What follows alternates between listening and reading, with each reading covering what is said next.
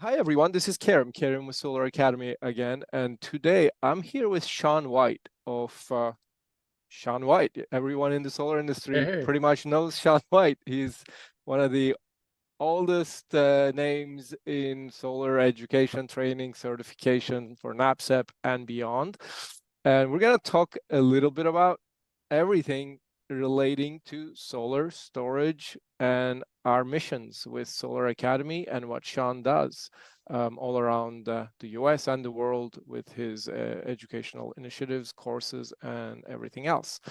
So, Sean, thank you thanks so much, for Kerim. And I also being want here. to Yeah, welcome everybody to my podcast because I'm going to post this on my podcast. So, as well. yeah, That's Sean what we. White's Solar and Energy Storage Podcast. So, welcome everybody to the podcast. We're going to double post this.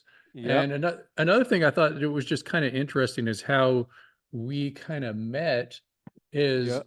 I used to teach classes around, I think it was around 2008, 9, 10, or I guess mostly probably 2009, I think. And there Mm-hmm. was a big feed-in tariff in Ontario, Canada. Yep. And I was teaching classes for Ontario Solar Academy, and they had the URL for solaracademy.com. And every once in a while, I don't know, I just enter that into the URL, and I saw somebody else was doing something with it. And so I sent an email, and here we Yep. are. And then Yep. we ended up having a lot of people that we knew in common. And Mm-hmm. so somehow we were on a call, was it like last week? Um, To 2 weeks ago something with like that. Nico Johnson, who's now going to end up being on my podcast. And Nico is has his own Suncast podcast that a lot of people have heard of, and he does a whole bunch of podcasting. He's like a full-time podcaster, I guess. Mm-hmm. And then also Brian Hayden from HeatSpring was on the call, so you already knew them, Yep.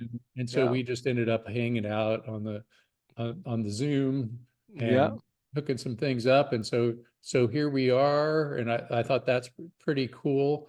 And you got the solaracademy.com Yep. from the guy that ran the Ontario And Solar Solar Academy, Academy. which That's was right. sort of like a gold rush. Yep. There was an incentive, this feed-in tariff. So what it was is people that installed solar would get a 20-year contract. In fact, the feed-in tariff was first invented by Hermann Scher in Germany.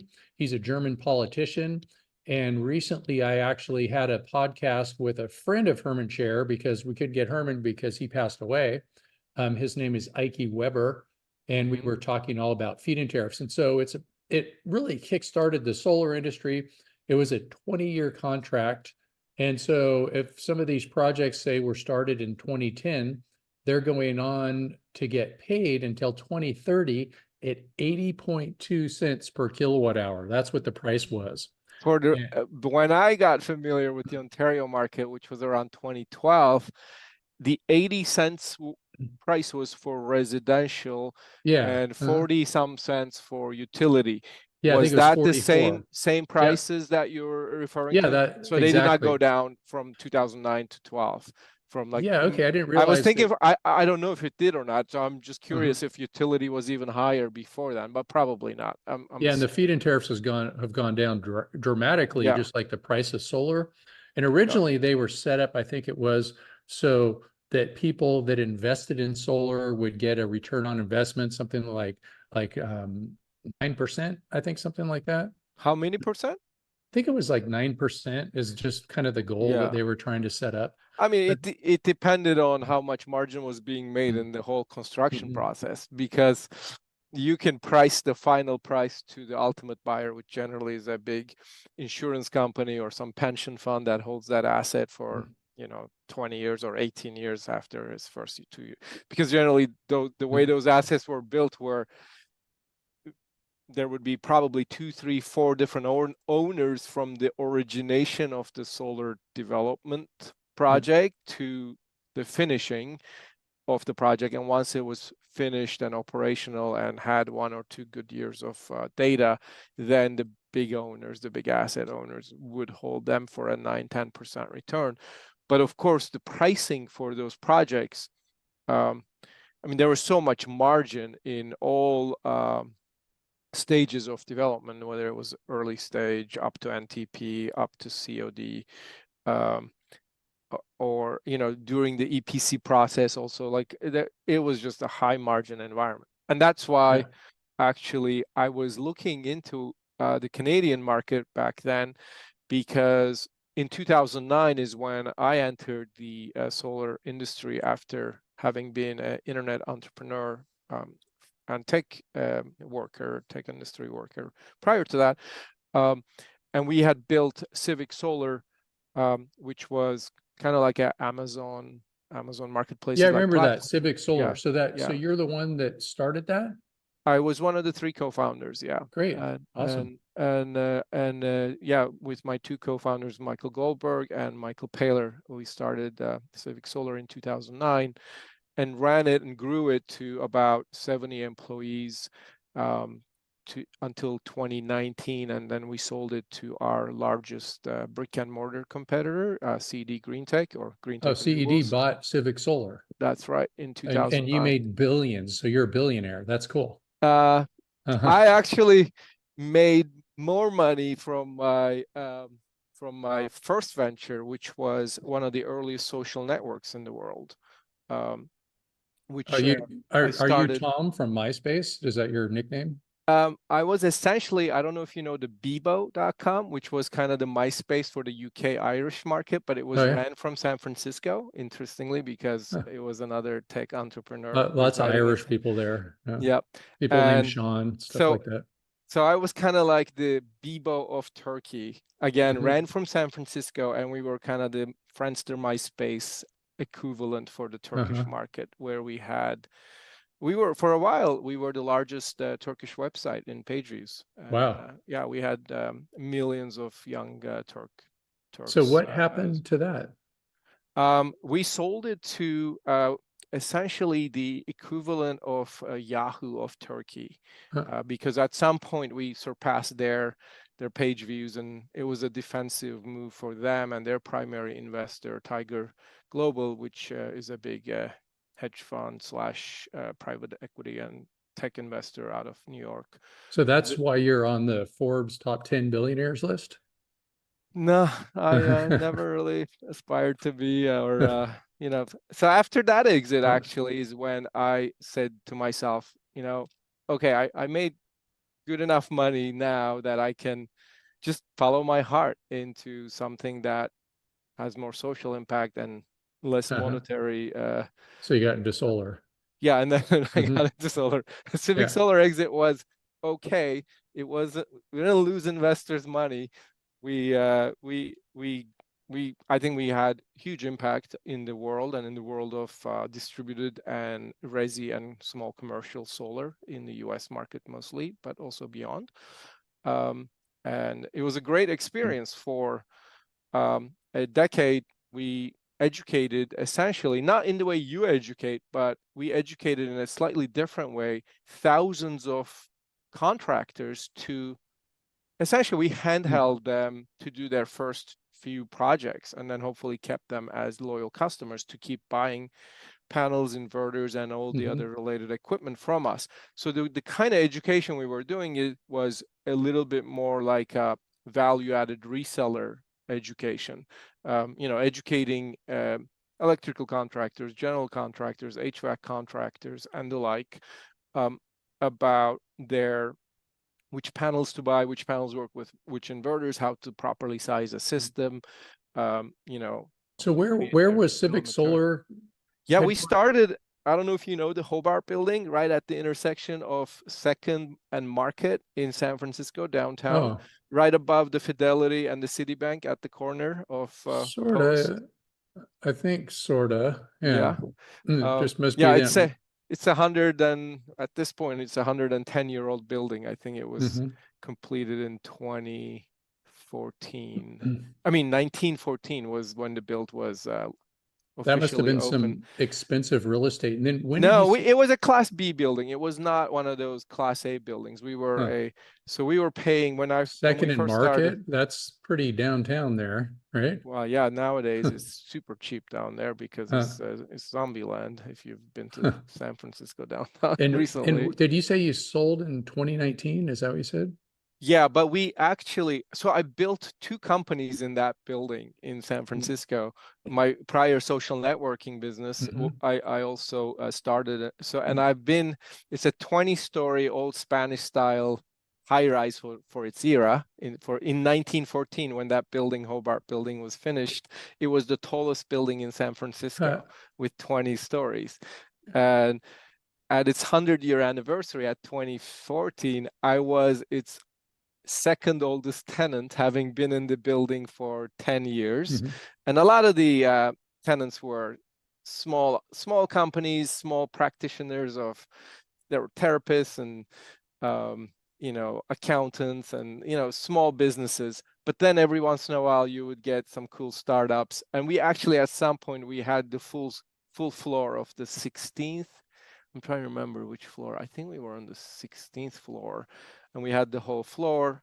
And then things were getting really hot with the whole Facebook tech economy in San Francisco. This is trying to remember what year was this, probably around 2014 or 2015, 16. And at that point we moved to Oakland. We took over the space of Emily Kirsch's Powerhouse. Oh, sure. We took one whole floor of that, or one whole wing of a floor. We took it Okay. over Yeah, I'd from been there before. Yeah. what was the name of the big financing company, residential Like financing Danny company? Kennedy, Sungevity. No, not Sungevity. The other one. Anyway, we took over the space that I'm blanking out. The one that got an investment from Warburg Pincus. I'll remember the name. Oh, Anyway, so we took so, over their full wing of that company, and then pretty much ran CivicSolar from there. But at the same time, Mosaic Solar is what I'm thinking of. Mosaic. Yeah, we Yeah. took over Mosaic's Mhm. old space, and then we launched also offices in Boston and Austin, Texas. So we had 3 sales offices of approximately 10 to 15 people each in the sales offices. So we had approximately 30 to 40 salespeople serving thousands of small contractor accounts with 3 offices. Most of our job, we almost never met face to face with our customers. And this is the innovation of our business was really on the business model. We essentially brought a more efficient way to capture customers and to service customers like a distributor with no warehouses. So we had no traveling salesmen, we printed no catalogs, we did everything on the internet. We used Skype video in 2010 to establish rapport with our customers so that we could convince them to wire us $5, $10, $20,000 without having ever met us in person and without having received the product first. For the first 5 years of our business, we pretty much gave no terms to our customers either, because we would be found by them on the internet. They would be Googling certain products or certain knowledge. They would fall onto our website and see that we knew what we were talking about. We had a really well organized e-commerce website, which is now the Green Tech Renewables website is essentially the old CivicSolar website. So when they merged, did they take a Yeah. lot of your IP and stuff like that? And Yeah, I mean, there wasn't too much. Yeah, there was some IP in the business, but it was not like a patented IP. It was a lot of organizational IP in terms of how to manage and run and build a internet business. So are they still doing things that you developed, CED? What do you mean by developed? Like just like you were saying, all your procedures, like when they bought Yeah. Civic I mean, Solar, right. like how did that work? Or did they, I mean, I guess they completely got rid of the CivicSolar brand because I don't Yeah, see the it anymore. CivicSolar brand Mhm. unfortunately got Mm. put to the sideline. But our CED is a amazing organization with now I think 100+ solar warehouses and probably 500-600+ electrical warehouses. They're a almost And you 70-year-old and I think organization. you said that you didn't have warehouses. We we did not How did we did that not work then? How did you get people yeah. equipment? So that was kind of the magic sauce. In the beginning, Uh-huh. we actually partnered with what you would think are our competitors. So I remember going to 2009 SPI, RE Plus now, in Anaheim. I think it was in Anaheim. It was in LA area. And so we went and talked to Canadian Solar and a bunch of other major panel manufacturers. And we said, Sharp, I think at the time, and a couple others, we said, we want to sell your panels. And we're thinking of selling it on the internet. And we had a mock-up e-commerce site. We created a page with their brands and their products. Would you be interested in it if we sold it? They're like, sure, go ahead and sell it. Minimum order size is $1 million. You can buy it and then sell it anywhere you want. We're Uh-huh. like, well, I don't know if we want to buy $1 million without knowing anything about the solar business in 2009, is what we initially thought. And then said, is there any other way? And they said, well, you can go work with our master distributors. We're like, okay. So then we went to these master distributors. Actually, we called some of those master distributors. They would not even return our calls. It was so difficult to get quality service and knowledge. But luckily, we did meet a couple of those guys at the trade show and said, would you be interested in, if we called you and bought some product from you, would you sell it to us, or would you drop ship it for us? And they said, yeah.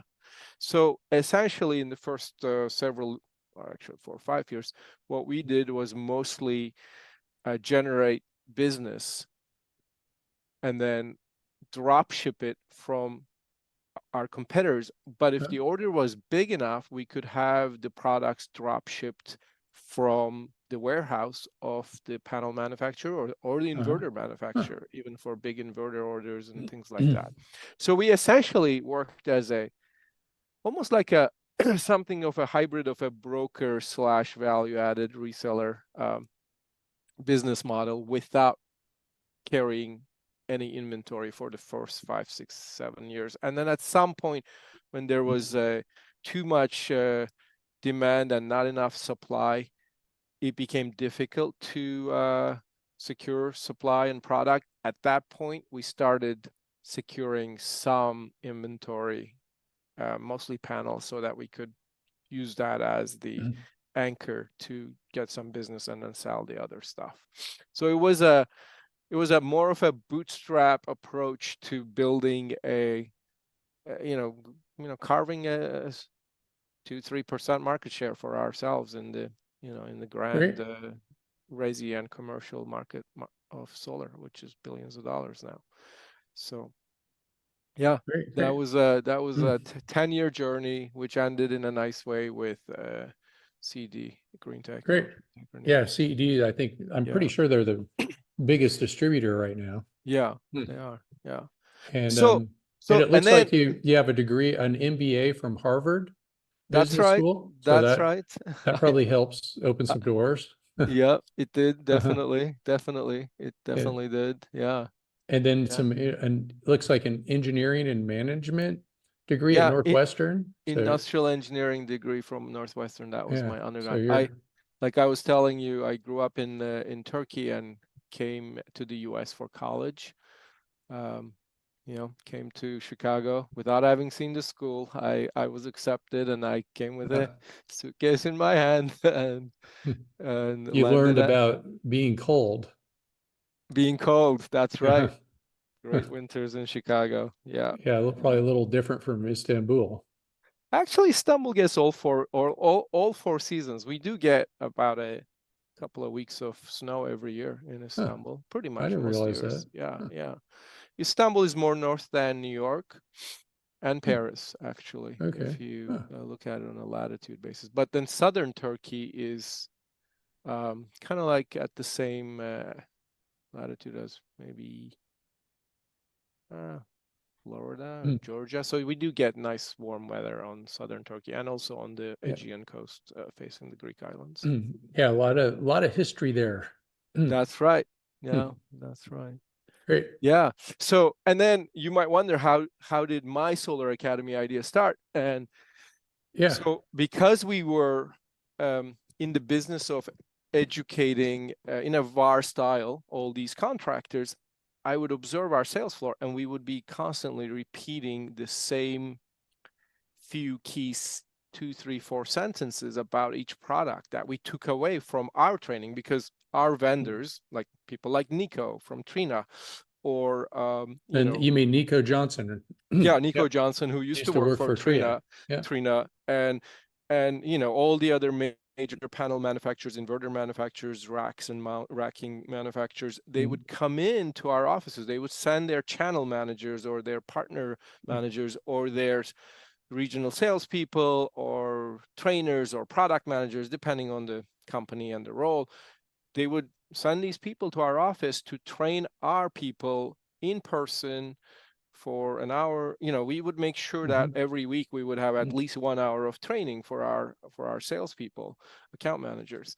And then the next day I would be on the sales floor and I would hear that whatever was taught in the training the day before, they would be repeating those same, like they would all take away these 2, 3, 4 key sentences and repeat those to the customers, because those were the value propositions of those companies. And I would be thinking, man, what an inefficient way to educate the market. Like we're all repeat. It's like whisper down the lane game we're playing all the time with all these vendors. Why can't we just leverage video? So maybe even capture those 2, 3 sentences from the mouth of the trainer or the product manager of that vendor. We still know a lot more about those products as we work with them day in, day out. But why don't we like transfer some of that with video? It would be so much more credible. And the other aspect of our business model at CivicSolar, and also the business model of creating a social network, was the fact that the more content you put on a platform, the more people and eyeballs came to it. And so that's how we got our hundreds of customers. We would get approximately 100+ customers every month for free with zero marketing spend, because we didn't even spend too much money on Google SEO. We did a few SEO tricks, but not too much. We would get all these incoming calls for free because of the fact that we put more information on the web, more than our competitors. Our brick and mortar competitors didn't really have proper websites. We did have some internet-based competitors, like web-based distributor competitors, but we did a slightly better job than them in terms of curating our site and designing it and putting the information, and we really gave great customer service. So I would be thinking, okay, if we put video also, it would make us even stronger. But at the time, there was a lot of resistance to video, and video technologies weren't this readily available and cheap. But then what changed all of this was COVID. When COVID happened, a lot of the B2B conversations shifted from being face-to-face to being on Zoom, as we're doing now. And Zoom became a normal part of life. And it also became really easy to hit record and record a conversation, just like we're doing now. So, and that kind of told me, okay, now is the time to really do the things that you were thinking of doing at CivicSolar on a new platform to facilitate knowledge flow up and down the value chain across the industry. And that's why I relaunched SolarAcademy after COVID, basically to capture these types of conversations so we don't have to repeat ourselves all the time. So we can capture those value proposition sentences once from the mouth of the product manager or the business leader, sales manager, sales leader, marketing leader, and then put it on a platform where it can be captured forever and shared to help their sales and marketing processes, post-sale as well as pre-sale. Great. So like maybe a little bit about the history of SolarAcademy.com. So I know Yeah. that when I Yeah. believe that Jacob Jacob Travis, Travis. who Yeah. started the Ontario Solar Academy, like, Yeah. and So, it was kind of strange how he started it up too. He went to some Canadian solar meeting, and yeah. then he just started signing people up for classes, and Yeah. he didn't even have a trainer yet. And then he found me, and then Yeah. I came up there and I was like going to hotels, and he would, Yeah. it was just a gold mine. And the thing Yeah. it was, it didn't last for that long. Yeah. Um, and He because it ran was it just for like, several years, I believe, right? yeah, but I think the gold mine part where he was, I think it was something like he would sell a seat for $3,600 and get 30 or 40 people once a month. Yep. But that didn't last because then Yeah. all these other people moved into town to do the training. Yep. And then a lot of people got trained too. Yeah. And then it became more cutthroat. And I remember Yeah. Infinite Solar moved up there, and I was teaching for Infinite Solar in Philadelphia, and they Yeah. saw that it was taking off like crazy. Anyway, during my experience, which was a great experience, I loved working with everybody up there in Canada. And remember, I had a Mm-hmm. girlfriend up there, Mm-hmm. and I was probably there like 1 or 2 weeks out of the month for a year.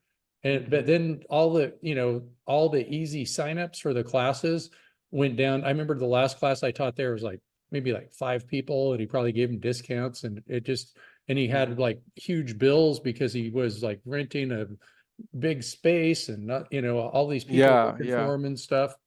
And so it just kind of went from it's like a gold rush. It went from like a gold mine to the bottom of the solar coaster. We always talk about the Right. solar coaster. And then I moved on, did different things.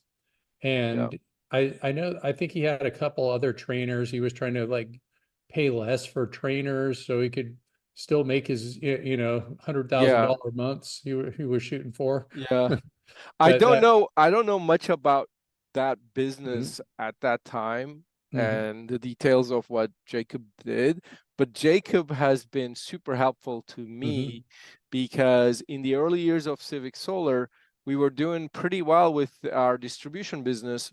And at the time we said we should also get into solar development so we understand a little bit more about our customers' world and their challenges and their business models.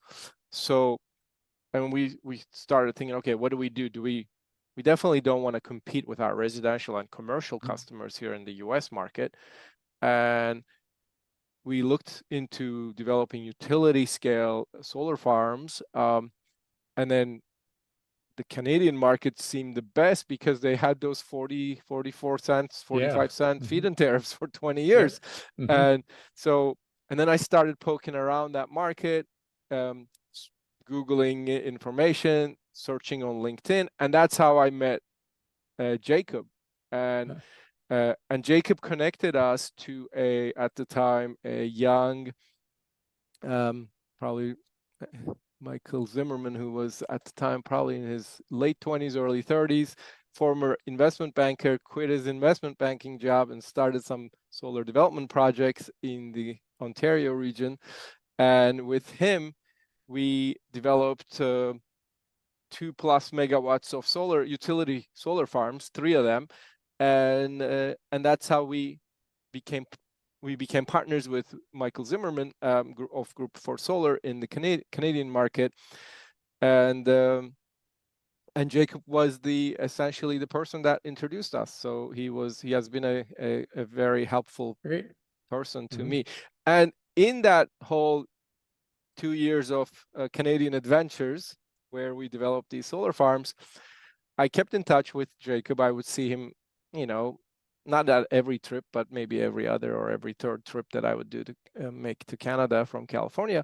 And I got to, at some point, we were talking about education and my SolarAcademy vision that was really sparking from my CivicSolar experience. And at the time, actually, I didn't have, obviously, Jacob had the SolarAcademy.com URL. I did not even know that. I searched Uh, for SolarAcademy.com. It uh-huh. wasn't available. So I bought SolarAcademy.com and started tinkering on that website, like on that URL, with some curated YouTube videos just to educate our new employees at CivicSolar and any potential customer if they wanted to watch those videos. So I started curating some learning paths on SolarAcademy.com, and then Without the A, and without the A without for the A, Academy. yeah, without the A, and then somewhere along my 2-year adventures between 2012 and 2014, I told Jacob about this. He's like, dude, I own SolarAcademy. And then he told me about his classes, I guess, that he was doing with you back then. And I said, would you be interested in selling? And they said, no, not really. And then we stayed in touch with Jacob. I still message with him here and there and talk to him Yeah, tell him I said once hi. I every haven't talked to him in once so every long, like once over a every decade. Yeah. yeah, I talk to him once a year or maybe once Uh-huh. every 2 years. But so at some point he essentially he called me up and said, hey, are you still interested in this? I'll give it to you. And I'm like, Sure. really? So he gave it to me at a really low price. And he knew about my vision of what I wanted to create, which is essentially to make it easy for people to share their knowledge, especially their asymmetric information advantage. Because when we create our asymmetric, the definition of asymmetric information advantage is the definition of profit, is how they taught us at business school, because that's how profit is made in the business world. You know something that others don't, and you create a product or service with that. But the more we share that, the better of a world we create.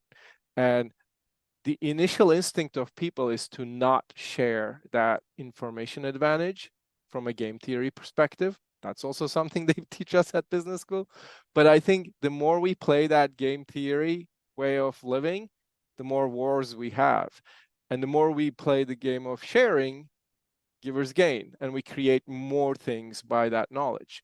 And that's essentially what I want to do with SolarAcademy, is to make it a habit, change that habit of instinctually holding that information advantage to yourself, but make it more of a sharing. I'm not saying share your deepest and darkest secrets or deepest secret sauce to your business, but share more. Because the more you share, the more customers it brings, the more partners it brings, the more prospects it brings to you. So I want to make it easy for companies to share these things in a logical and curated manner on a platform. So like what we're aspiring to do with SolarAcademy, and Nico is a partner of mine in that endeavor.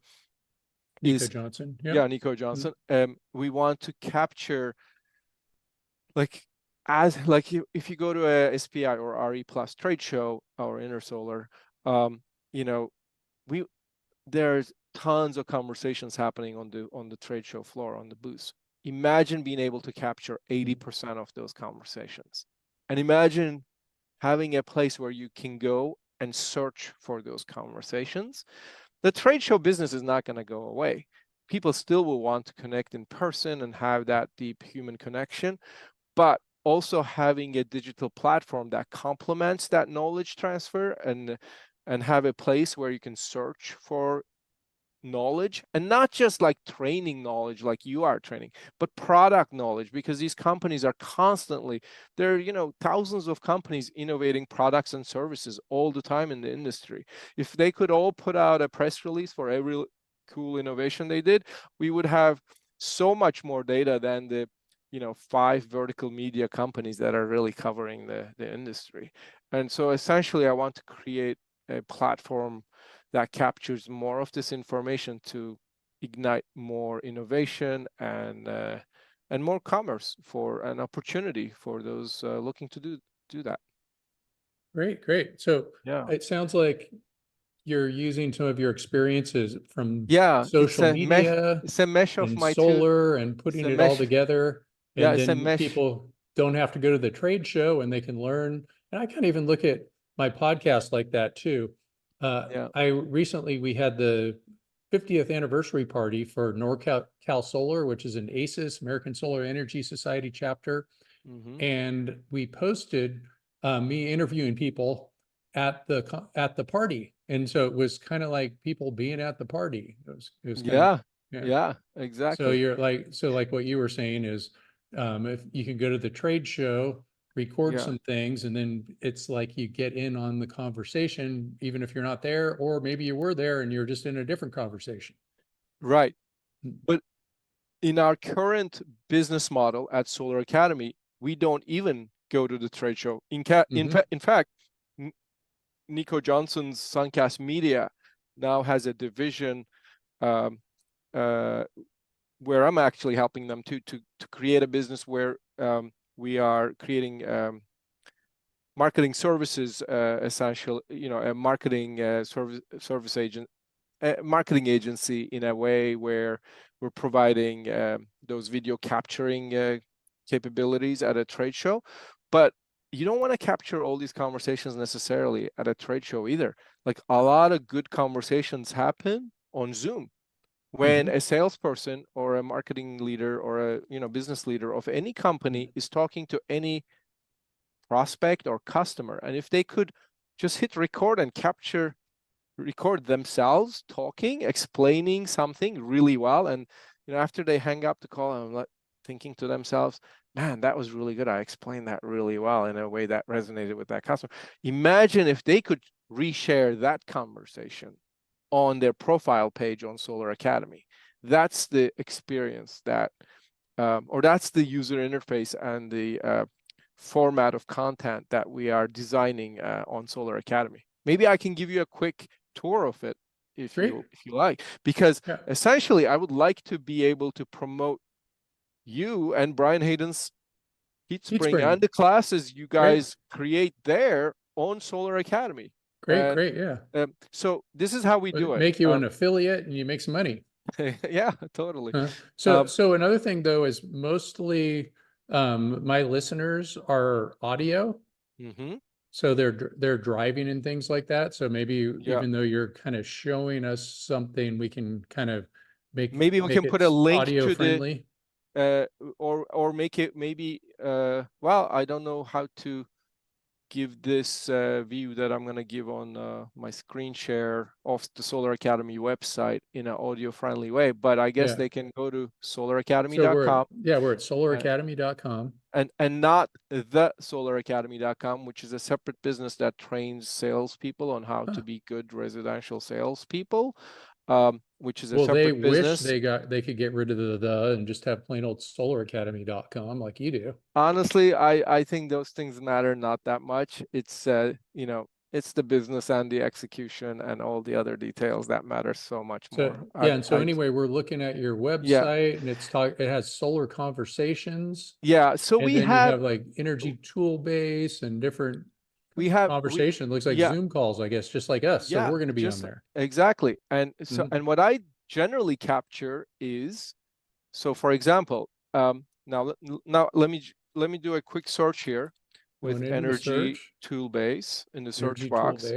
Yep, which is a leading software for proposal generation and really capturing the ROI calculations for mostly CNI system sizing. Storage. Yeah. So what you'll see here, if you go to the energy tool base, so I did get, when I did the search, I got a bunch of results, including some solar conversations, which is what we call our episodes, if you will, our podcast-like episodes. But I also have the energy tool-based profile page here and other pieces of news and articles that have the word energy tool-based in it, and our weekly digest that mention them.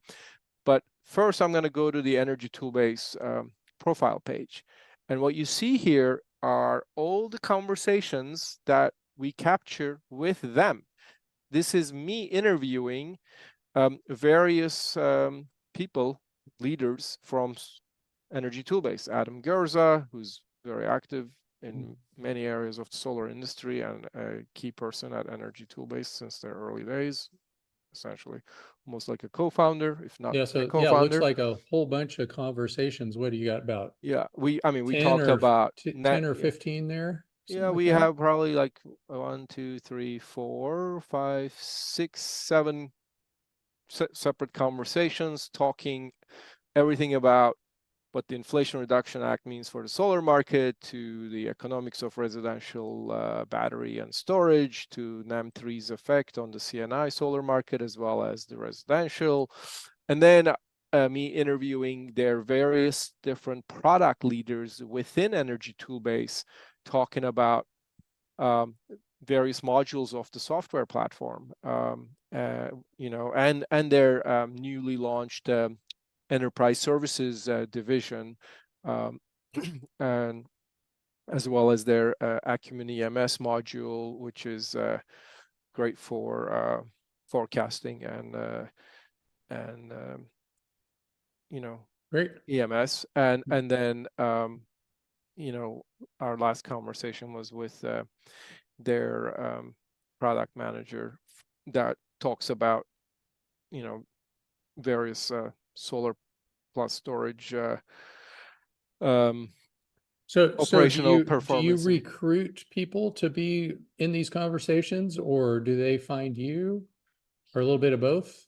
I Like would say it's say if somebody has got a company they're trying to promote, should they call you? yeah, Hmm. yeah. And then how do they get a hold of you? Like, I know you're on LinkedIn. So if you go to About Us and contact us, there's Yeah. a team at Solar Oh, Academy. That yeah, email sends that's to how I me. found you, I guess. And Yeah. yeah, and also they can just find me on LinkedIn, Kerim Baran, Mhm. or Kerim at SolarAcademy.com. And So Kerim Baran, and that's, yeah, let's spell your name here. It's Kerimbaran. Great. correct. Yeah. And so, yeah, so you know, that's just like one example that I gave you, but we are doing this. We've done this with many companies, including you know, recently LG Electronics, Dynapower, you know, Light Source BP, Meyer Burger, Chin Power Systems, and a ton of startups too. You know, having been a two-time startup guy, I have a special heart Sure. for founders.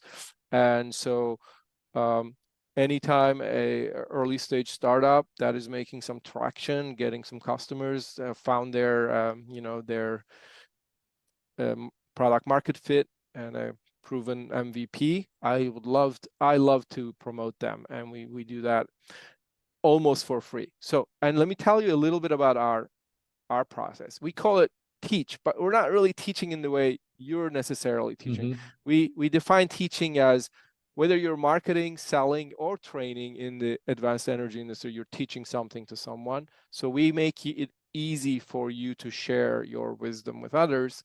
And by putting your content on video on our platform, we help you first distribute that content more easily, also establish trust and credibility by the fact that you're putting your face on video and making some statements publicly. And we also help accelerate your sales cycle. And we talk about, you know, why we created Solar Conversation the way we did in a video on this page. I'm on the teach page of Solar Academy now, which is accessible. And then I was thinking, I guess what makes our things different, what we do a little bit different, is you're talking to a lot of people that are manufacturers, they have their specific products and things like that. And exactly. I'm trying to train people to get NABCEP certified. So I'm very unbiased as far as which brand to use, or say microinverters versus string inverters. I just give plus and minuses of both sides. Yeah. And I guess you would also, you I, could do you that know, too, yeah, but you have like a manufacturer of one product and then a right. manufacturer of another product. So we host all of those companies and products on Solar Academy as well, or we would host all of them as well, that want to, you know, create content with us on the platform. Essentially, the service we're giving them is we provide them with a easy to accomplish process of creating video content and putting that content out there. You know, not in, you know, 5, 10, tens of thousands of dollars, but really on the low end of you know, $1,000 or $2,000 kind of price point per video production piece. And Okay, so you charge the people to be on the website. That's your, we don't really yeah. charge to post on the website as much as we charge for creating the providing the services to create the video and then distribute that in various other platforms as well. Mm-hmm. Okay. Yeah, and so yeah, and we talk to these people about their origin stories of their companies and their products, functions and features of the products, case studies, customer testimonials, purpose, culture, values of their company. So we try to organize these conversations about things that they naturally would market about their company. So a little bit more of a marketing oriented content, if you Great. will. Than, Well, and of you know, course, I'm marketing things too. I'm yeah, marketing, get yourself NABCEP certified, and sure, you yeah, know, yeah, so absolutely. And we're marketing there's, good things, saving the yeah, planet, being able to yeah, breathe. yeah, Those are yeah, oxygen. yeah, yeah, Huh? yeah. And there's definitely a need for certification. So with that in mind, what I would like to ask you is, how did you get into training? Like if I were to do a SolarAcademy series on you, and I could do all of these 4 topics in one conversation, Sure. if you wish, we could make this a longer solar conversation than usual. So we could talk about your story, your origin story. I think somebody told me that you used to be a chiropractor prior Yeah. to solar. So how did you end up Mm. shifting from being a chiropractor to a solar energy professional? And then how did you end up being the premier #1 solar technical trainer in the world, if you Uh-huh. will? And Yeah. So, so yeah. So, uh-huh. and then what I would also like to dive into a little bit is how, what are your key products and services today? What have they been in the past, if you want to go there, or what do you think is coming in the near future? What do we want to talk about that is most relevant to your customers? Maybe talk a little bit about your customers, how they benefit from your services and offerings, how to find you, and what you aspire to become in the next 3, 4, 5 years and more. Yeah, we can talk all about that, and then I can turn that into a solar conversation under Sean White's profile and break it into chapters. Oh, one thing I didn't show you is we take every conversation, and every conversation we break it into generally 5 to 10 sub chapters, like now YouTube allows you to do, but we also edit them into shorter 2-minute, 5-minute, 10-minute type sub chapters within one conversation, and then we transcribe the whole thing with a human, not just AI, but also human corrected final transcription, to make you more findable, more SEOable, and also to create future learning pathways between various chapters and subsections of various different conversations for the future. So I would love to take your parts of your marketing pitch and create that for you, so to funnel as much NABCEP training business to you as you would like. Great. Awesome. Yeah. Yeah. Yeah. So just, So like let's start with the Sean White story. how it started. Yeah. Yeah. So, I mean, I first saw the sun when I was born, so I knew that was something special. Mm-hmm. And Do you actually have a memory of that? Seriously? no, I Okay. don't think so. Yeah, probably. I don't know, somewhere in the subconscious. But around the time when my daughter Shia was born, so around 1995, I started hanging out at Jerry Brown's house, and that was between him doing different things. And he had this organization called We the People, and we would go running and do Tai Chi and eat healthy foods and spend the night and all this kind of stuff. And one of the people living there was my good friend Paul Fenn, and that's how I met him. And he wrote a law called community choice aggregation. And so we're talking somewhere around like 1995, 96 is Wow. when this happened. And you've probably heard of CCAs, or community choice Sure, aggregation. sure. And so right now, somewhere over 10% of the people in the United States get their electricity through a CCA.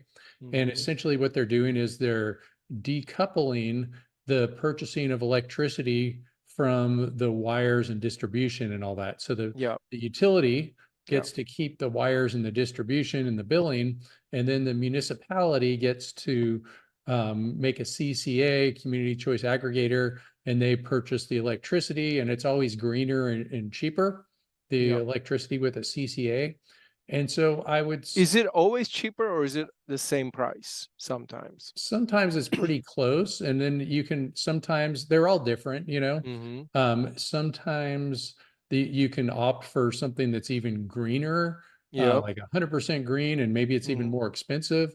Mm-hmm. But and pretty much what happens is when your municipality decides to do a CCA, you're automatically in the CCA, but you can opt out of it and you could still get the Right. non-CCA electricity, but barely anybody would ever opt out of it. Yeah. Um, but then the utility spent, I forget if it was like tens of millions of dollars in San Francisco campaigning against this when Yep. it first came to to California.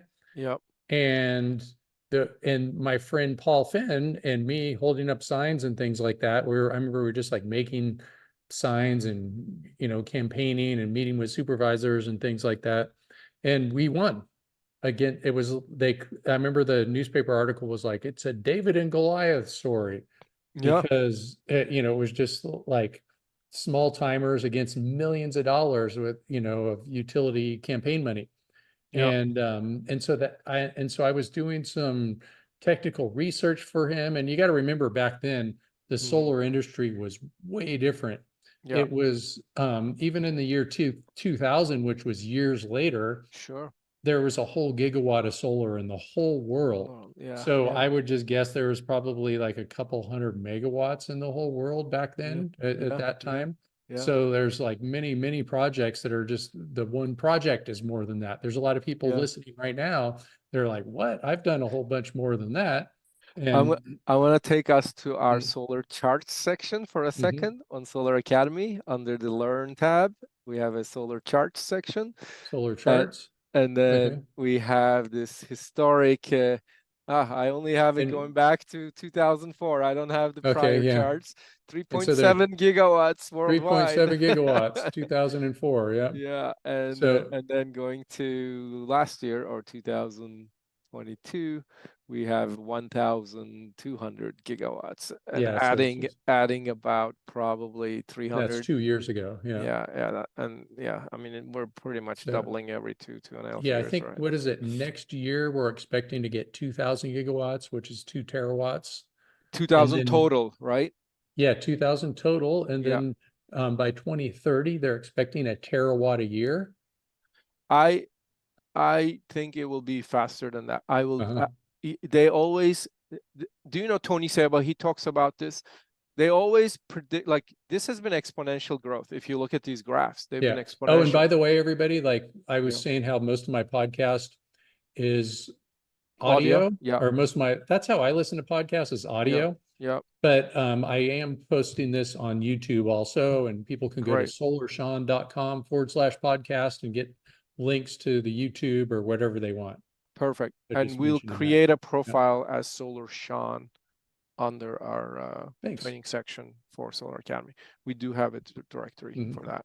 Great. So, Anyway, going back to your early 2000s, so the so, community choice aggregators, which essentially so bought electricity from clean energy sources and distributed through a municipality structure yeah, to and the tenants. they're not getting rid of the utility. The utility Yeah. does the transmission, distribution, poles and wires, billing, all that kind of stuff. So they're not bankrupting the utility, which is Yeah. something also that Right. makes it so it doesn't, change too much all at So once, or, utility still does the billing. Then what is yeah. the where does the CCA in that business model So the sit? CCA procures the energy. So they go out there and they Okay, so they make the insert deal. themselves as Mhm. a buyer and seller of clean energy to the Yeah. utility. And they say, if you're going to sell your electrons into our district, you got to give this choice as an opt-in. Yeah, they go tenants. make contracts and all that. Yeah. Just how a utility goes out and makes contracts and things like that. Right. And the I guess utility has to make a profit and for shareholders, and the CCA doesn't. Right. I mean, it's more like a sort of a government entity. Almost, they're representing the people. Yeah. In fact, the town that I live in, Orinda, California, they have not gone with the CCA. Perhaps they're getting campaign contributions and things like that. And we're surrounded by cities, like Berkeley, Oakland, Lafayette, that are all in the CCA, and we're not. So if anybody lives in Orinda, hey, what's up with that? That's one of the things that I ask my city council members about, and they always have some stupid excuse. But then, one of my recent conversations was with, which we will publish probably next week or so, was with this company called Amperon out of Houston, Texas. They're in the energy forecasting business with big data, ML, machine learning and AI, ML, high-tech approaches. And I was talking to one of their product managers about why do we pay 2 times more expensive electricity for California than the rest of the nation. I mean, U.S. average is probably 14-15 cents per kilowatt hour, and we're paying probably 25 to 30 cents on average in California. And he said it's probably because of these CCA-like mechanisms, because you guys are the people who are innovating on the clean energy front, and there's a extra cost with that. Well, this is something that I always wondered. Is there?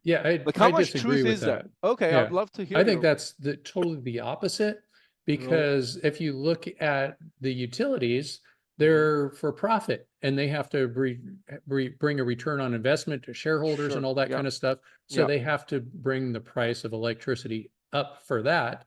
And so if you just look at it, the price of electricity when you have a CCA is less than the utility every time.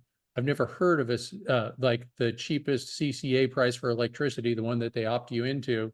I've never heard of that being less expensive. I mean, I've never heard of that being more expensive than the utility. It's always less expensive. So how can you say that makes the price go up? And of course, there's going to be spin doctors that want you to think otherwise, because of course the utilities they would rather have control of everything, right? Right. So, I mean, the California three big utilities, they're the largest 3 monopolies in the nation in the utility business. And I don't hate the utilities, and I don't blame them, because that's capitalism, and I'm a capitalist. And so I could go buy stock in utilities and things like that too. But you got to look at like all the different reasons why electricity is priced higher. So profits, you look in California too, all these wildfires. And that, I think that's pretty huge. And they had that explosion in San Bruno too, and they have to pay for a lot of this stuff. They pretty much go bankrupt and then somehow get out of it. I mean, they're essentially extension of the government. And another thing too is we do want to have more green electricity. And so we've transitioned faster than any other state, and that's a good thing. And having expensive electricity, if you're not making your own, for me, that's a good thing. I think I like it. I mean, especially, I'm in the solar industry. So when the electricity rates go up, great, that's good for business. I'm in the business of making electricity. So if it's more expensive to make electricity with natural gas and coal and things like that the utilities are out there selling, then that makes my solar electricity that much better of a deal. And then when you talk about people buying electricity for 30 cents a kilowatt hour, I'm not paying 30 cents a kilowatt hour. I have solar power. I don't know if I'm paying like 10 or 15 cents probably. No, not even, probably Yeah. 6 cents. Yeah, it's I mean, actually for me, it's probably less than that because I only install used solar on my house that I get Yeah, essentially for free. free. And Yeah, if I yeah. do it myself, that labor is my labor, Free. or I get Yeah, friends to yeah, help yeah, me out, stuff like yeah, that. yeah. So, I've done a lot of analysis on that ROI mhm, calculations for sure. Yeah. mhm. Okay, let's go But, back to your but 2000, early 2000 yeah, and years. so then And I decided to get into solar like full time around 2007. I started just like studying like crazy. And I knew how to study. I'd passed all these boards and all these different things. So I was a really good studier yeah, and I've seen a really your good student. And so yeah, and I know how to study. And I was studying like, I don't know, like 100 hours a week until wow. I was like, I'm just going to study until I'm in the industry. And then I got a job at Fidelity Roof Company with a guy named, and the other solar guy at Fidelity Roof Company, it was myself and this guy named Stuart Wentworth, who Mhm. was trying to start a company called Quick Mount PV Of that you might course, have heard of. we sold them. Yeah, at Civic Yeah. Solar, we sold a lot of that. Yeah. Yeah, and so Quick Mount actually they got bought up and he's set for life. Mm-hmm. Did really well. So I was rubbing elbows with the best over there, and my job there didn't last very long because then I was on LinkedIn. I always recommend people to get on LinkedIn, and somebody was looking for a solar instructor in Philadelphia. And another thing too is I was teaching some classes at community colleges. Yeah. Um, and it was just and what was my qualification? Because my qualification was the people that were teaching it were not good at it. And so they had me come in and the students were like, we want him. This was called Merritt College in Oakland. Yep. And then I they heard remember. about that and at DVC, a guy named Tom Chatagnier, he heard about me teaching those classes. And then pretty soon I was teaching at Diablo Valley College. Yep. And then I got the LinkedIn. Somebody was looking for somebody to teach a week-long class in Philadelphia. And I was like, I'll do it. And they flew me out and I taught my first 40-hour class in Philadelphia in 2008 for Infinite Solar. And then not too long, I think probably like a month or two later, that's when I heard from Jacob Travis with the Ontario Solar Academy. And then it just took off. And then pretty soon I Wow. was like, I think I didn't show up for work for a few months at the roofing company because I Okay. was just traveling. And Yeah. they knew what I was doing. And of Yeah. course I wasn't getting paid for it. Right. Sure. And I think it was like, I think I worked at that roofing company from March until December of Mhm. 2008, Yep. just because I got too busy teaching this. And I remember just telling them, like, when they wanted me to teach at Philadelphia, I was like, well, I had to talk to the roofing company and they let me do it. And I told them they had to pay me enough to where if I lost my other job that I would still be okay. And so I remember getting paid as much in a week that I would get paid in a month. Um, Wow. In and the I always tell trainings. people too, once they get their Yeah. NABCEP Sure. Yeah. certification or even their associate. So the associate on average, I think doubles people's income. Yeah. And and then getting another certification like the PVIP doubles it again. So 4 times your income. And Wow. I'm living proof that that happens. And there's a lot of other people out there too. When you talk to them, like if you talk to somebody that has the associate, say, did that double your income? What did that do for you? And they go, you know what? A year later it did. And then one of the other certifications, like the PV installation professional, you ask them and it's like, yeah, that doubled it again too. So two Yeah. doublings, that's a quadruple. Wow. Um, and then, after that, things just took off. And if you really want to know how to learn something, write a book on it, something like that. The best way to Uh, learn is to teach, yeah. right? The Yeah. And best way so to learn. I'm always learning. It's like if Yeah. you talk about going to getting a 4-year degree, it's like I've been doing this for quite a while. Yeah. It's like I have like a whole bunch of 4-year degrees equivalents, just learning all of this stuff. In one of your Uh, pages, I also saw you studied at Stanford or taught at Stanford. What was it? No, I mean, Energy? I took some classes, like I took an online when energy storage started Storage to get class, yeah. big. Yeah. I took an online Course there, class yeah. for like continuing education through Stanford. I recommend it. Yeah. And it was more of, it wasn't like the practical type of energy storage that you would learn. If you took my classes, it was more like, you know, this is what the anodes and cathodes are made out of, and this is the latest technology that you're going to be seeing 10 years from now, and things like that. There, Right. the guy that taught the class was named Yi Kui. I'm Yep. sure his name still is. Yep. And he's one of the top experts on this kind of stuff. And so Wow. I was putting together my own energy storage classes, and I was learning as much as I could from every different angle. And so, Got it. Got and it. it was kind of funny Nice. too, because I remember one time when I was taking my final exam for that class. So it Yeah. was a Stanford continuing education class, Yeah. online final exam. Yeah. I did it from the Harvard, I think it's like a student union. You Wow. went to Harvard, so you know about it. And so I was teaching a class in Boston, and I went over there and I just like, hey, like hang out with smart people and learn. And Yeah. so I Yeah. was sitting in there, and so I was like, yeah, I studied at Harvard, but it was just like, it's kind of a joke because I was just in the student union. I was at Harvard, right? Yeah. Taking my Overrated. Overrated taking anyway. my Yeah. Stanford class and all Yeah. that kind of stuff. That's But it's cool. kind of neat. I like to go Yeah. in there and just like, I like colleges. Yeah. Yeah. I like hanging out at colleges. Yeah. Open-minded people and Yeah, into learning and I'm teaching. always Yeah. over near Cal Berkeley getting going to my favorite salad place called Yeah. Mezzo. Yeah. And that's where I meet a lot of people, and they're just like full of college students. And I just kind of like that learning vibe that you get, Yeah. Sure. you know. Totally. Hmm. Yeah. So, and I'm sure you're getting a ton of pleasure out of teaching as well. What do you find yourself like teaching the most, and when do you feel yourself most energized?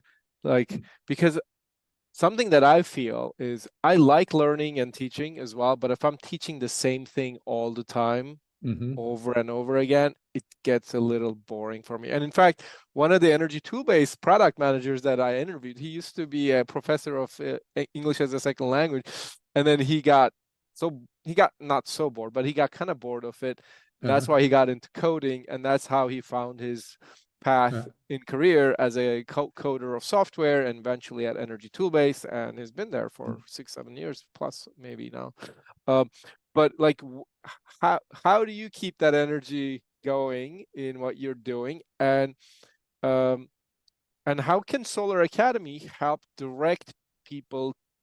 Like, one of the thoughts that I was having as you're talking about all this, oh my gosh, Sean knows so much, and I wonder if he gets energized by getting a ton of different types of questions, or does he get more energized by perfecting one course and improving that course over time and just keeping it time over time again? Yeah, well, like I teach a lot of different types of classes. Yeah, I've So seen that there, on the HeatSpring. You have, should we show that also as part yeah, of I have our like 30 conversation? something classes on HeatSpring, and Yeah, then I teach classes too, and for like online Zoom classes for yep, utility engineers and the Caribbean, and yep, for energy storage, and there's another company I've been doing a lot of work for out of Singapore, yep, BII World, and um, and and what energizes me, I guess, is like a big class. Like those are the best.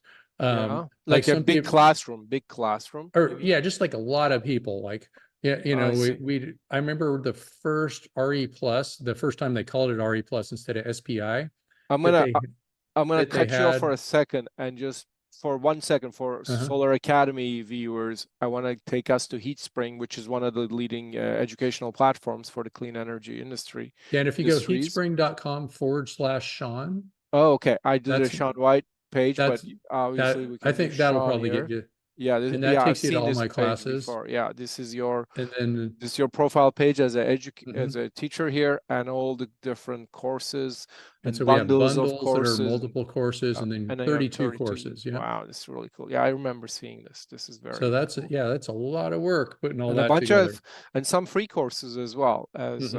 a ton of different NABCEP certification courses. Got it. And so but what you were saying, what energizes you the most is having a big room of people and teaching. So like Yeah. it was the first RE plus, or right after COVID, and so we had about 200 people in our PV and the NEC class with myself and Bill Brooks, and that's just super energizing. Yeah. And sometimes when I'm negotiating to teach a class for somebody, like a lot of times companies hire me to come and teach for their company, and they're like, Yeah. they try to get it for per person. I was like, for me, it's kind of the opposite. It's less painful to have more people, Yeah. or I shouldn't Sure. even say painful, but like it's more fun to have more people. And Yeah. and so I don't, charge them more for more people. If anything, I'd want Yeah. to charge them more for less people, just Right. because like, if I had a class with 4 people, I end up sitting down and wanting to take a nap. Yeah. But if I have 200 people and I'm teaching with Bill and we're like telling jokes and everything, it's a lot of fun. Yeah. Yeah. Got it. And then other things that I love it when, great reviews. I get a lot of good reviews on Heat Spring. Yeah. A lot of people, I love it when somebody's like, yeah, I wouldn't have passed my NABCEP exam without, Yeah. your Sean's class, Yeah. Yeah. your book and all that kind of stuff. So Yeah.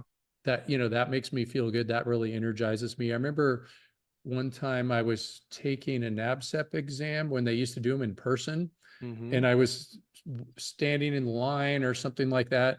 And it was kind of funny. It was like everybody standing in line was holding my book. And I was like, and they're like, hey, what are you doing here? You wrote the book. Why are you taking the test? And there's all these different certifications. And so Yeah. I forget which one I was Yeah. taking, but that, that energizes me. Yeah. But it's like, if you want to go and teach a 40-hour class over 5 days, you're going to have some days that are more tiring than other days. You're going to Yeah. wake up tired and all that kind of stuff. So Yeah. I really try to just have fun and Yeah. connect with the students, and not Yeah. sit down too much. Yeah. Yeah. Sometimes I'll sit down and work on my computer, but I try to, Yeah. keep the blood flowing and things like that. I try to make it fun. In fact, speaking of Jacob Travis, and the reason that he hired me to teach at the Ontario Solar Academy is because he saw on my resume and on my LinkedIn that I said California Comedy College graduate. I saw that. Yes. So you did comedy. Yeah, so I went to in San Francisco, and I went and took some classes at the California Comedy College, Yeah. and I just try to have fun. Yeah.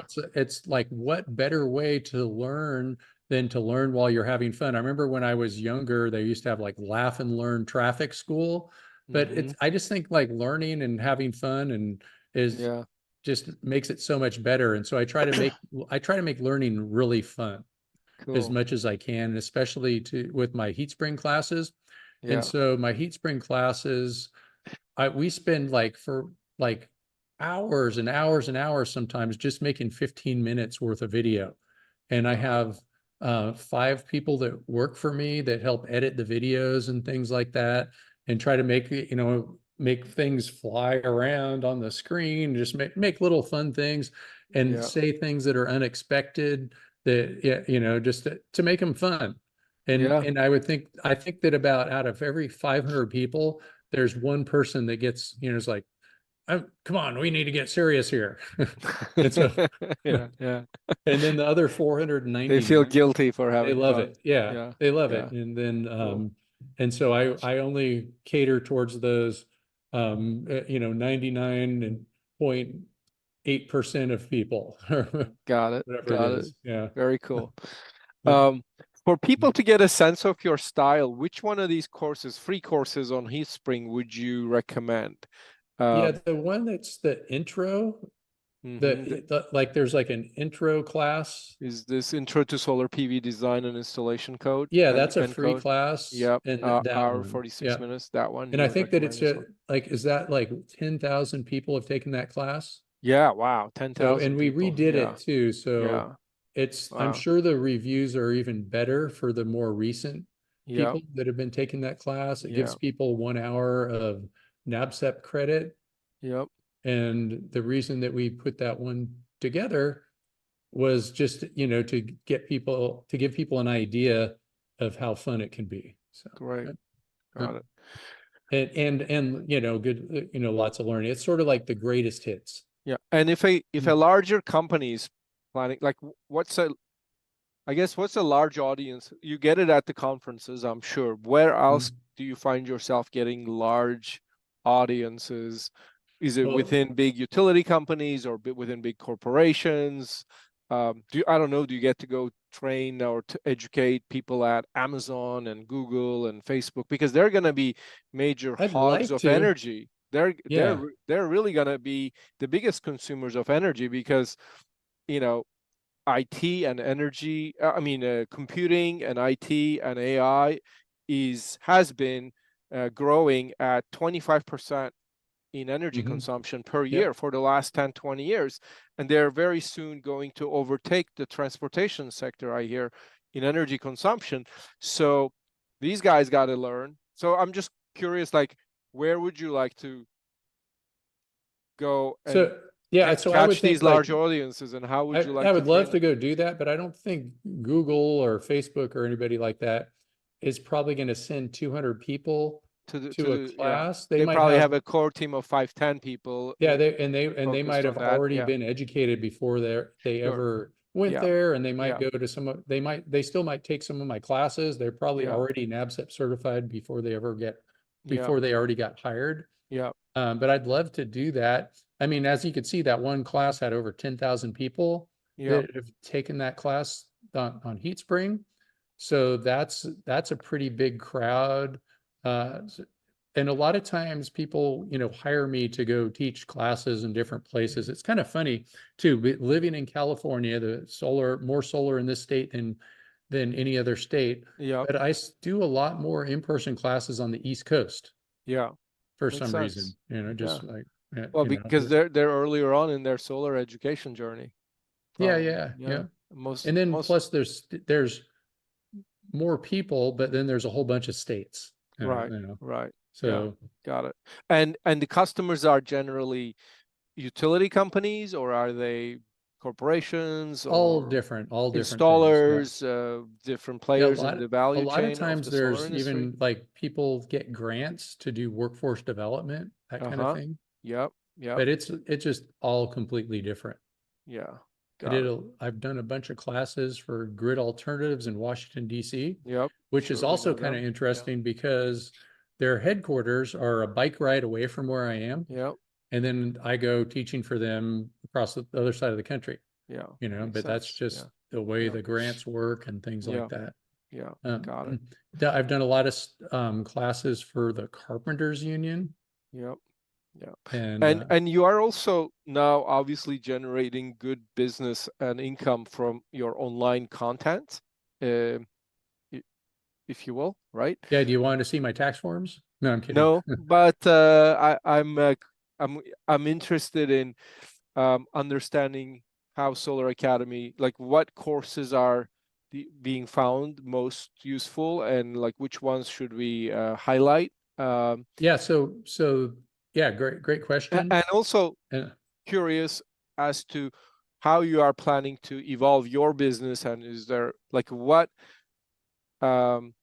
help can SolarAcademy or anyone who listens to us in this conversation can bring to you? Like, if you could wish for anything from the universe to help yeah. evolve your business, what would you wish for? So yeah, I would say to get people to sign up for the Heat Spring classes. Mm-hmm. Become a Heat Spring affiliate. I think you Yep. probably already are.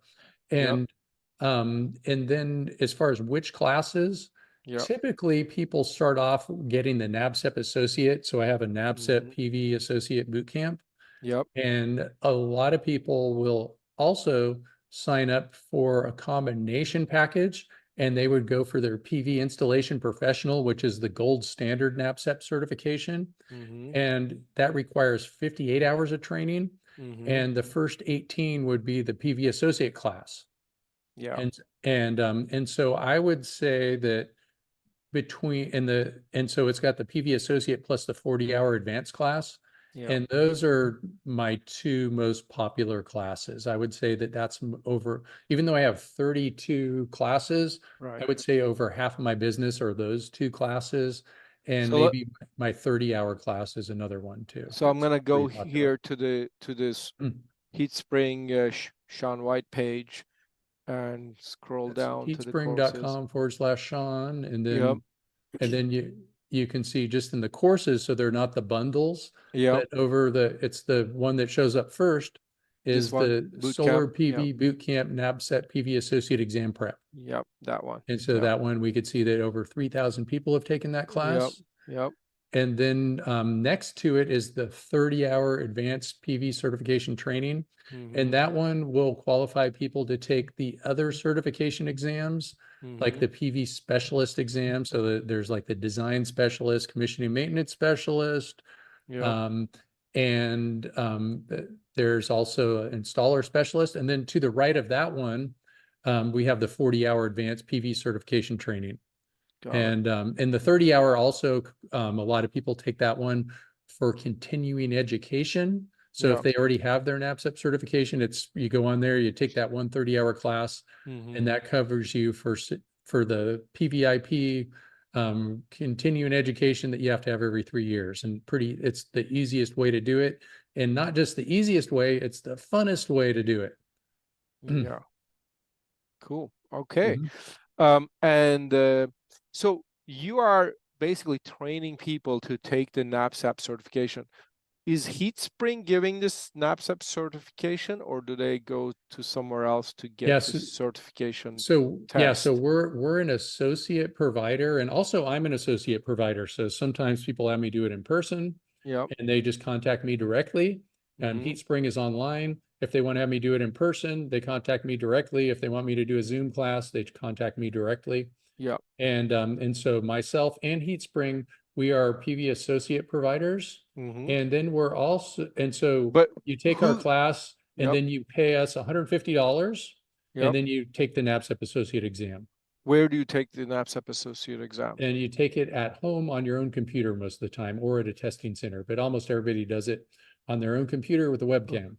Okay, got All it. NABCEP exams now are live online proctoring.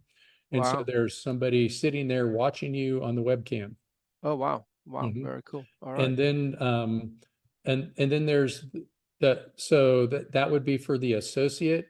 And then Yep. one of the other certification exams, you Mhm. don't sign up through the provider. You take we do provide for all the education requirements, but then you go apply on the NABCEP website.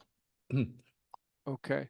Mhm. Thank you for that information. Yep. Right. And then if somebody wants to learn more about, what it takes, you can go on to heatspring.com and figure that out. Mhm. We have lots of different articles about what it takes to comply with the requirements of NABCEP. And I have lots of practice exams too that are very helpful. But you Mhm. can, another place to go find all the details about NABCEP certification is at the NABCEP certification handbook, and you could find that at nabcep.org. Got it. Mhm. Should we talk a little bit about NABCEP and its history and its role in the industry too? Or should we? NABCEP history, great. Yep. Yeah. hmm Yeah. Yeah, so You NABCEP's been around for a while. Somewhere they started getting more and more popular around. It's hard to say when it started. Even when you go to the NABCEP conference, the people that started it have different stories, but somewhere around 2000. Mhm. And I know that Ward Bauer was involved with that. And so Ward Bauer is a really cool guy. He endorses one of my books. I was Mhm. on the NABCEP PVIP exam committee with Mhm. him, but I haven't been on the committee for over 10 years. He's still on the committee. And so he helps write the NABCEP exam questions, but he invented the grid tie inverter in 1977. Wow. And Ward said he would get on my podcast. He's kind of retired now. I need to get a hold of him and talk to him about it again. I wonder if Super this nice is one guy. of the gentlemen that Jacob told me about that was living in Hawaii. No, Ward is in out near Sandia Labs. He worked at Okay. Sandia Labs in Albuquerque. Got it. Got it. And Cool. like I said, he's retired. Got it. He's older than me. Yeah. And NABCEP is a nonprofit organization that's Yep. mainly in the business of, Yep. it stands for North American North American Board of Board Certified Energy of Practitioners. Professionals. Yeah, Yeah. and so it would be like a nonprofit 501c3. I Yeah. believe there's lots of things that are nonprofits that people aren't aware Yeah. of, like Yeah. NFPA they make the National Electrical Code. Yeah. UL, I believe, Yeah. is also a Yeah. Yeah. nonprofit, Yeah. Yeah. and Got it. things like SEA, Yeah. and of Yeah. course ACES, and I'm Yeah. even run a nonprofit. And the nonprofit that I run is NorCal Solar, and we are an ACES chapter. And another thing too that's kind of interesting sometimes is if you wanted to find out, look at the tax forms of a nonprofit and find out how much the person that runs it gets paid, or the highest paid people at the nonprofit. Is that They're public information? public information, really easy to find. Just go do Yeah. a little Google search Yeah. about, and you could search the Yeah. nonprofit. And I believe it's the IRS that publish it, but you can see their tax forms. Actually, I was there yesterday. Very cool. Mhm. Nice. But Uh, you can also see that my nonprofit has very low reporting requirements, because yeah. we make pretty close to zero. And I do that on purpose, even Mhm. because I don't want to do all the paperwork. Yeah. Yeah. You can get, yeah, And any entity, yep. any Mhm. entity. Yes, I haven't started and sold to companies. I know. Mhm. Yeah, very cool. Yeah. So thanks for all this information, Sean. What else can we talk about that would help your business? Like, what if you could wish for any new business that helps, or anything coming your way Uh-huh. that would help your new initiatives Well, over the yeah, like I coming also always months? have these like bucket list classes, and I wanted to teach a class in Australia, and Mm-hmm. I got to do that. So Yep. that was a couple of years ago. And also a couple of years ago, I got to teach a class for Masdar in Abu Dhabi. Mm-hmm. And That's a big company. I've taught Yeah. a number of classes in Dubai, and so that was always kind of fun. There, maybe Saudi Arabia. My Yeah. favorite place to teach a class would be, or to do something, would be in Antarctica. That's a place that I really want to go to.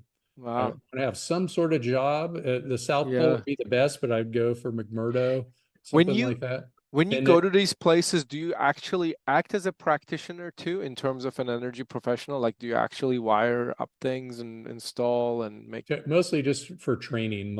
Yeah. I mean, I do have a contractor's license and an Yeah. electrician license in California and all that. Yeah. Yeah. And I do I work with I other companies using that license. yeah. Sometimes, But do you keep that edge sharp by doing some installations or getting involved in some projects here and there, or yeah, are you yeah, full-time teaching mostly? yeah. I'm full-time teaching, and I do whatever else I can too. Yeah. Yeah. Got it.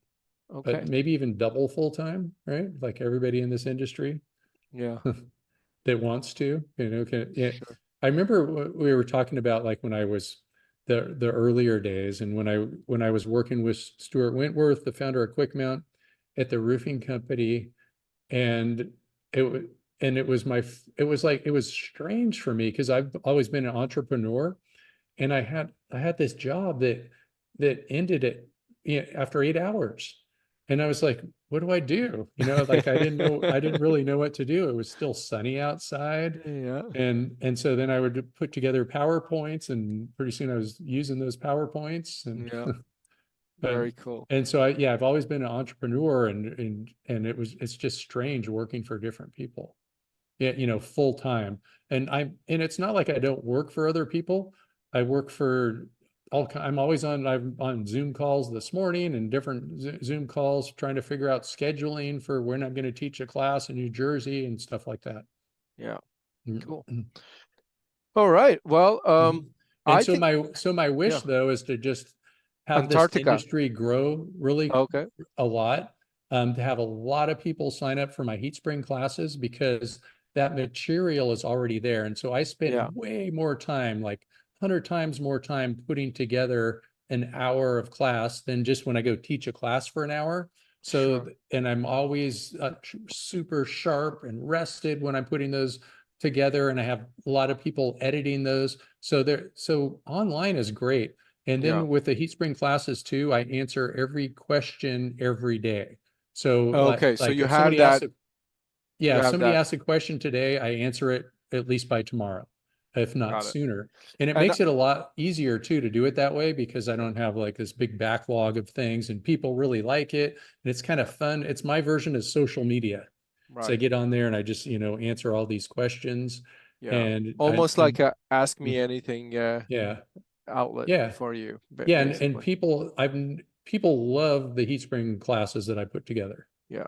See, So one thought that I had is, and I do know HeatSpring, Brian's HeatSpring platform, mhm, where, because I actually have a course there called Solar Entrepreneurship, where I actually, the way I put together my course was, again, it was a curation of several dozen videos and uh-huh, some talking from me, great. but I do answer some questions there as well sometimes.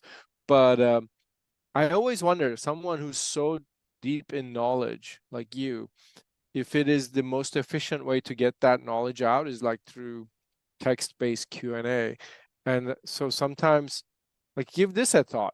When you are answering those questions on HeatSpring, what if you answered them on video Mhm. and you talked about them in length, which would be probably more easily consumable and more comprehensive and maybe easier to communicate on video, certain aspects. And then you made 1, 2, 3, 4, 5 minute videos and posted them onto your profile. This Yeah, could be done on a HeatSpring or SolarAcademy, you know what I would say too, is Mm-hmm. that 90% of the questions or more, I already answer in the class. And Right. so like when people sign So up for the then, class, they have a whole year to take it. And yeah, so if you watch some video 2 weeks ago, you don't remember it sometimes. yeah, got it. Or more likely they're doing the first couple of videos and they ask some question that's answered 5 videos later or something like that. Yeah, So I do answer it there, but it's always good to repeat things. I mean, with learning, you got to learn things by going over them multiple times. It's nobody has a photographic memory. I think that's a myth.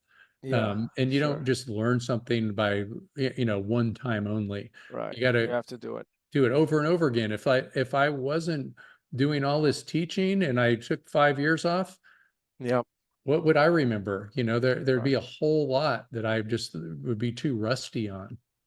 Makes So, sense. yeah. Cool. Mm. All right. Well, we're an hour and 40 minutes in Awesome. almost, or an That hour and was a fun. half. Time flies Yeah. when you're having fun. Yeah, Yeah. exactly. So, anything else we want to talk about? Yeah, just it's been great talking to you, and I really cool that I'm reconnected with SolarAcademy.com, like Thank you. blast from the past. It's been Yeah. great talking to you. I'm sure we'll talk a lot more in the Yeah. future.